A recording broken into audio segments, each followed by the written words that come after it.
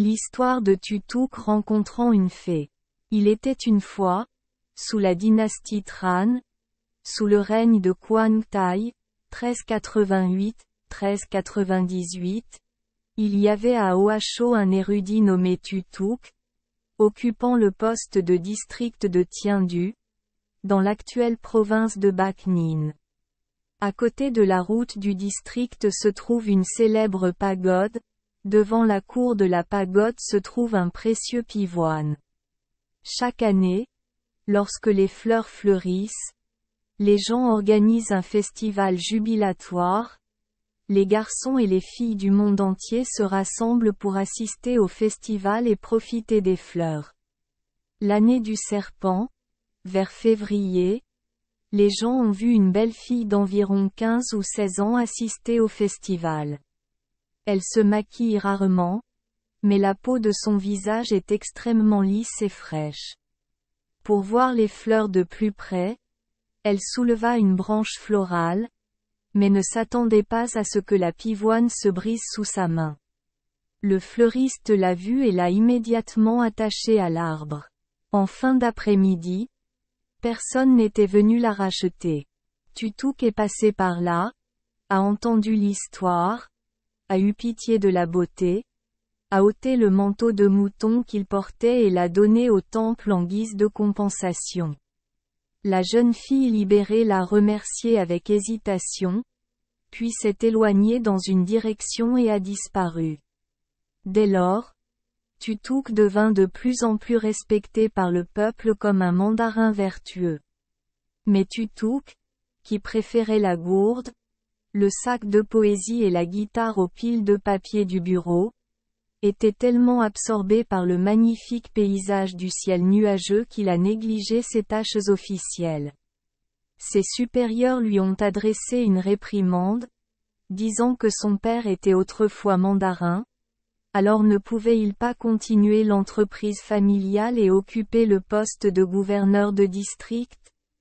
Tutuk déplora. Se pourrait-il que, juste pour quelques mesures de céréales, je doive me noyer dans un lieu de gloire et de fortune? Avec l'aide d'un petit bateau, nous pouvons échapper au siège. L'eau bleue et verte ne nous fera jamais défaut. Puis il rendit le sceau officiel et se retira dans les montagnes du district de Tongson. Portant une cruche de vin et une guitare, il a parcouru les sites pittoresques. Rencontrant un endroit magnifique, il s'arrêta pour boire du vin et écrire de la poésie. Ses empreintes et ses poèmes sont marqués en de nombreux endroits, notamment sur la montagne Chichtro, la grotte Lugvan, la source de la rivière Le et la rive du canal Nga. Un jour, il arriva à la porte de Zanfo, regarda la mer et vit une couche de nuages de 5 couleurs formant une fleur de lotus. Il a pris un bateau pour arriver à destination et a rencontré de nombreuses montagnes étranges. Tutuk dit avec inquiétude au batelier, « J'ai voyagé dans tout le sud-est, je connais bien toute cette région, mais je n'ai jamais entendu parler de ces merveilleuses montagnes. Peut-être s'agit-il d'une montagne apportée par une fée, ou d'un dieu de la montagne éloigné? Sinon comment pourrions-nous ne jamais la voir? » Puis il a ordonné que le bateau soit amarré au rivage. Après avoir fait quelques pas, voyant devant lui une pente rocheuse de 1000 pieds de haut, Tutuk expira. Sans elle, comment puis-je m'en sortir? Puis il prit un stylo et écrivit un poème sur le rocher. Alors qu'il était absorbé par l'admiration du paysage, il aperçut soudain la pente de pierre s'ouvrant sur une porte de grotte d'environ 1 mètre de large. Il souleva sa chemise et entra. Juste après avoir fait quelques pas, la porte de la grotte s'est fermée d'elle-même, le laissant dans l'obscurité sans aucune idée d'où sortir. Il a risqué sa vie pour toucher la mousse sur le rocher et a suivi un chemin sinueux. Au bout d'un moment, le tunnel s'est progressivement élargi. Sortant de l'obscurité, ses yeux étaient éblouis par la lumière vive, émerveillé par les nuages colorés recouvrant les tempes couvertes de perles au milieu d'un jardin plein de fleurs précieuses et de parfums insolites. Tutuk était encore ravi, pensant qu'il rêvait, quand soudain un rire clair retentit derrière lui. Il se retourna et vit deux filles en chemise bleue rire et se dire « Regardez, notre nouveau marié est arrivé. » Puis les deux filles sont parties. Un instant plus tard, elle revint et dit « Notre-Dame vous invite. » Tutuk suivit, à travers une cour avec des murs de brocart brodés des deux côtés, jusqu'à une couche de portes rouges. Il vit accrochés à l'étage supérieur deux panneaux horizontaux avec des lettres dorées. Palais Wenouchi et Palais Jiaoquanchi. Dans le palais, une fée vêtue de blanc était assise sur un lit contenant 7 trésors. La fée invita Tutuk à s'asseoir sur la chaise à côté d'elle et lui dit « Tu es intrinsèquement fasciné par les paysages étranges. Depuis longtemps tu te contentes de voyager ici et là. Sais-tu où se trouve cet endroit ?» Tutuk répondit « Je suis un érudit vivant isolé dans le district de Tongson, voyageant avec un petit bateau au milieu du ciel et de la mer. Je ne savais pas que cet endroit avait un sol rouge et un palais bleu.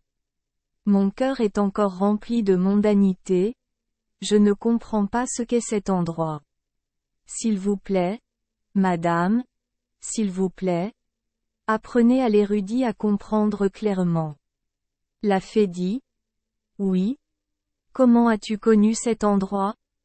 Il s'agit de la 6e grotte sur 36 grottes de Follet. Ici, la mer l'entoure, planant sans toucher le sol, tout comme la montagne de la Faux se mélange au vent et à la pluie, comme la montagne de Bonglé s'élevant au-dessus des vagues. Je suis Madame Wei, seigneur immortel de la montagne Namen à chasser.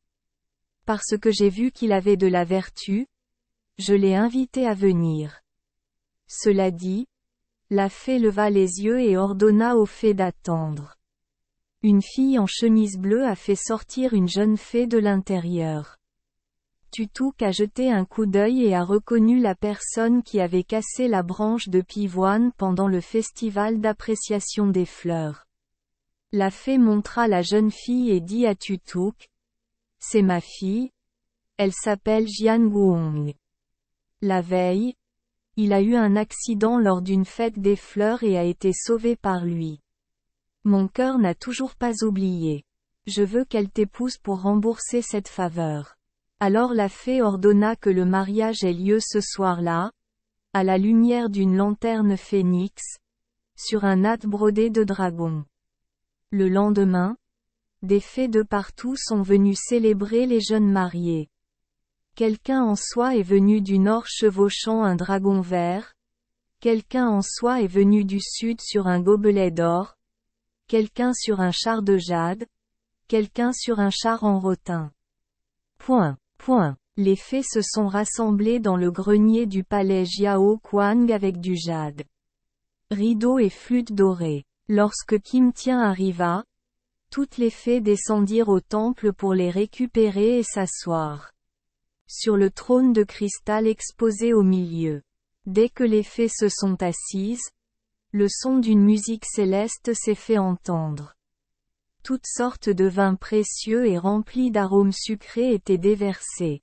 La fée vêtue d'une robe en soie dit « Nous marchons dans cette région depuis près de 80 000 ans. La mer du Sud a changé 3 fois. Désormais, le marié n'a plus peur de changer de vie, venant de loin pour se marier. Je pense que le marié ne regrettera pas son ancienne vie et ne dira plus qu'il n'y a pas de fées dans ce monde. » Kim Dong et Ngok Nu se sont alignés en longue file et ont commencé à danser. Lady Wei a pris l'initiative d'inviter à la fête. Jian Guong versa du vin et l'apporta aux dieux.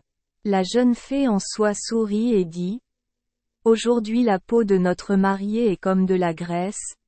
Elle n'est plus aussi fine qu'avant. On dit souvent que les filles du monde supérieur n'ont pas de mari. Je n'arrive plus à y croire. Madame Wei a dit. J'ai entendu dire que les gens peuvent rencontrer des fées mais qu'il est difficile de les trouver. Des rencontres rares et magiques se voient à tout moment, comme les traces du temple de Bako, la montagne Seao Duong, les empreintes de pas dans le lac Feu, la colline de jade de Jiangfi, Lok Ngok a épousé Tien Su, Van Thieu a rencontré Tai Loan, Lan Huong et Truong Tak. Point. Si on se moque de ce mariage, alors les choses précédentes se révéleront également risibles. Toutes les fées rirent, sauf la fée vêtue de soie qui dit d'une voix moins joyeuse, « Notre jeune marié s'est bien marié. » Mais lorsque la nouvelle des fées épousant des mortels arrivera sur terre, il y aura inévitablement des gens au ciel qui se moqueront de nous. Les dieux du monde supérieur doivent supporter ce résultat. J'ai bien peur que nous ne puissions pas échapper à cette réputation. Kim Tien dit immédiatement. J'habite à Tiandin. Je n'ai jamais mis les pieds sur le lac terrestre. Pourtant il y a une mauvaise personne qui a dit que la fée céleste offrait du vin au roi Shu, et que l'oiseau bleu apportait des nouvelles au roi Han. Nous devons nous-mêmes endurer les paroles blasphématoires des gens. Alors, comment les fées peuvent-elles éviter cette calomnie? Le marié est là. Nous ne devrions pas discuter de cela pour le contrarier. Les fées rirent à nouveau joyeusement. Lorsque le soleil s'est tourné vers l'ouest, les fées ont dit au revoir et sont parties. Resté seul, Tutuk sourit et dit à Jian Wuong. Dans le monde supérieur, l'amour mène aussi au mariage. C'est pourquoi Shuknu a épousé Ngu Lang, Tuong Nguyen a suivi Fong Trak sur terre, Tangen Shu a écrit le cycle de Shu Tan, Quan Ngok a écrit le poème Hoang Lang. Même si les circonstances sont différentes selon les lieux, l'amour est le même partout. Depuis des milliers d'années, il en a toujours été ainsi.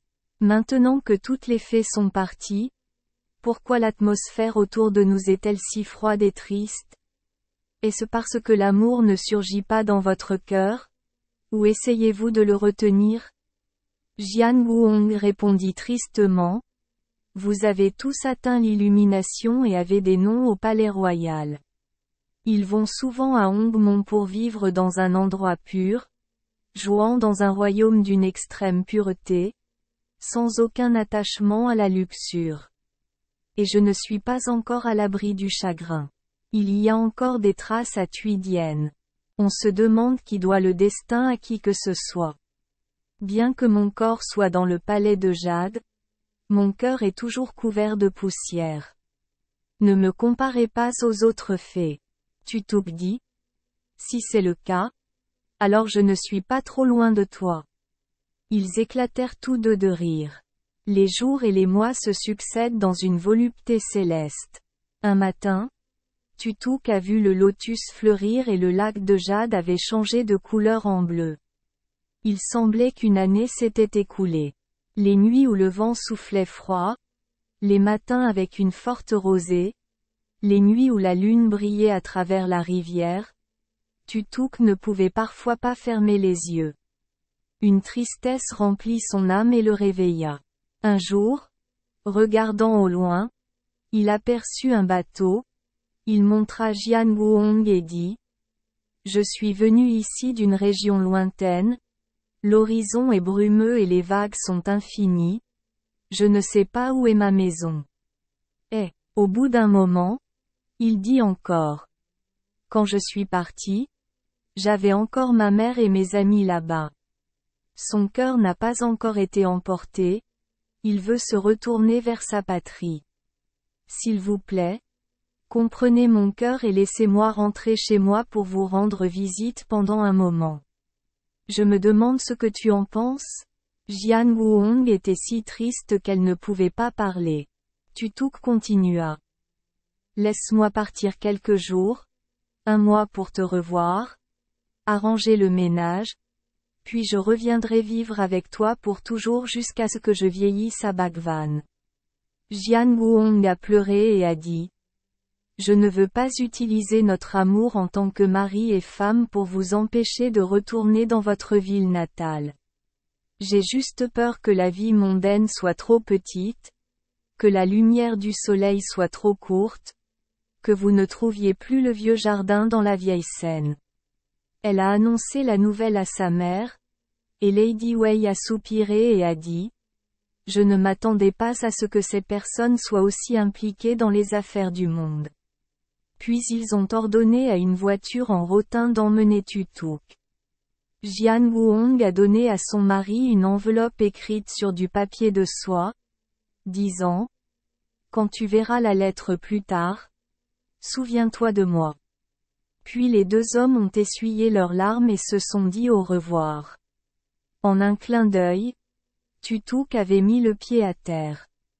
Mais tout a complètement changé. Les maisons et les villageois ne sont plus de vieilles connaissances.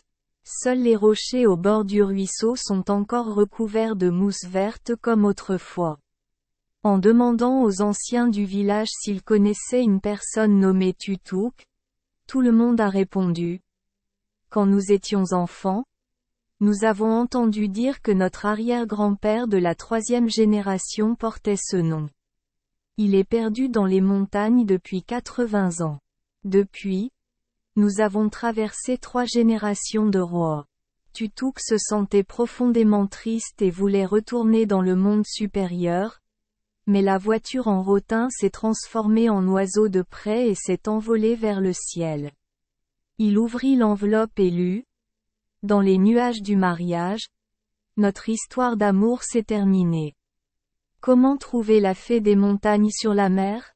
Il est peu probable que nous nous reverrons, puis nous avons réalisé que Jian Wuong lui avait dit au revoir. Après cela, Tutuk a enfilé un manteau de fourrure et un chapeau léger et est allé seul à la montagne Hoan-Song, pour ne jamais revenir. Merci les enfants des Esperluette Croisillon 39. Avoir écouté des contes de fées au jour Esperluette Croisillon 39. 8. Espérons que les histoires apporteront aux enfants des moments heureux et significatifs. Si vous aimez notre chaîne, veuillez appuyer sur le bouton S Esperluette Croisillon 39. Abonner, pour ne manquer aucune histoire intéressante. Je vous souhaite une bonne nuit de sommeil et de beaux rêves. Rendez-vous dans la prochaine histoire.